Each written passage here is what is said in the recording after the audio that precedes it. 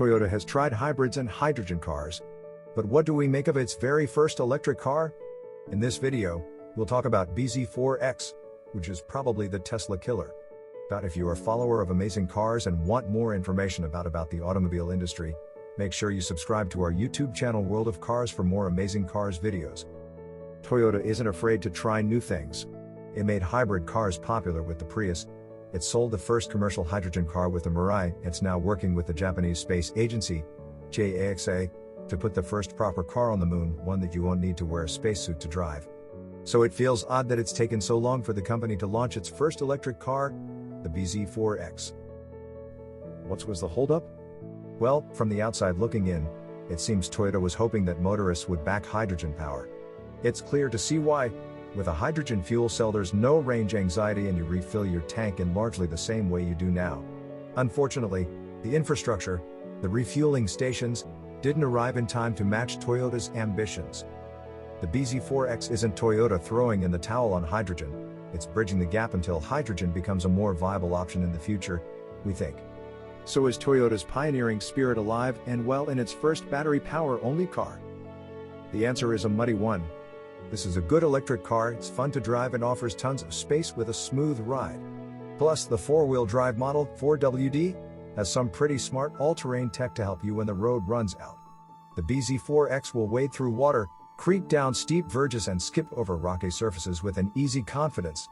The interior has had a modern makeover too, with a clean, sleek finish that's an upgrade over the more utilitarian cabin you'd normally find in a Toyota. All in all, this car embodies Toyota's sensible, practical side. What's missing is the company's fun-loving, experimental spirit. The kind of thinking that came up with the iRoad, a lovable three-wheeler electric trike built as a way to curb congestion and air pollution. First off, let's start with the name bZ4X.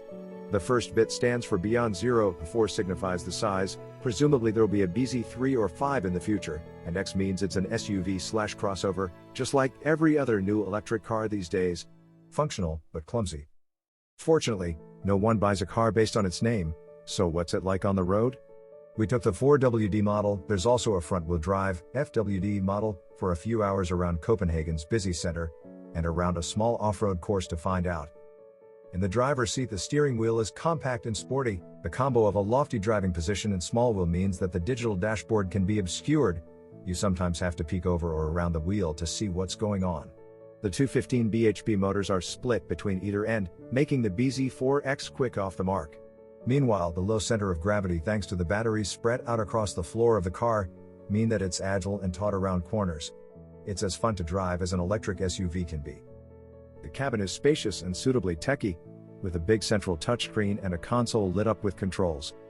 Everything's sensibly proportioned and ergonomic, as you'd expect from a Toyota. Above all else, the ride is seriously impressive. The bZ4X wafts over potholed city roads and country lanes without fuss, despite the weight of its batteries and thin, low-resistance tires. The rear seats are big and spacious, you won't have kids kicking you in the back, compared to competitors that tend to struggle to squeeze in batteries and keep the rear cabin roomy. The 412-liter boot is what you'd expect to find on an EV this size, with storage below for the charging cables.